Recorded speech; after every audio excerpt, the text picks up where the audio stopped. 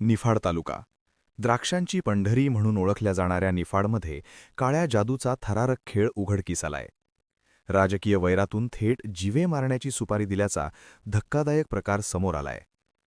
शिवसेना शिंदे सेनेचे तालुका प्रमुख व निफाड नगरपंचायतीचे उपनगराध्यक्ष अनिल कुंदे यांना काळ्या जादूच्या माध्यमातून धमकावण्यात आलाय। कुंदे यांच्या शेतात आढळल्या काळ्या बाहुल्या, टाचण्या टोचलेली लिंबे, नारळावर शेंदूर, हिरव्या बांगड्या आणि सर्वात धक्कादायक म्हणजे तुम्हाला ठार मारण्याची सुपारी मला दिलीये असा थेट इशारा देणाऱ्या धमकीची चिठ्ठी शेतात मिळून आल्या। ही अंधश्रद्धा आहे की पूर्वनियोजित गुन्हेगारी करण्यासाठी कट रचला जातोय? राजकीय विरोधकांनी दबाव टाकण्यासाठी रचलेला हा भीतीदायक डाव आहे का, असा सवाल आता उपस्थित होत आहे। घटनेची माहिती मिळताच निफाड पोलिसांनी घटनास्थळी धाव घेत धमकीच्या चिठ्ठ्या फोरेन्सिक आणि हस्ताक्षर तज्ज्ञांकडे पोलिसांनी पाठवल्या आहेत। मात्र प्रश्न असा आहे, 13 वर्षांपूर्वी लागू झालेला अंधश्रद्धा निर्मूलन कायदा नेमका कुठे आहे? समाजात भीती पसरवणाऱ्या, काळ्या जादूच्या नावाखाली दहशत निर्माण करणाऱ्या या प्रवृत्तीवर पोलीस आणि प्रशासन कठोर कारवाई करणार का, की पुन्हा एकदा गुन्हेगार कायद्याच्या फटीतून निसटणार?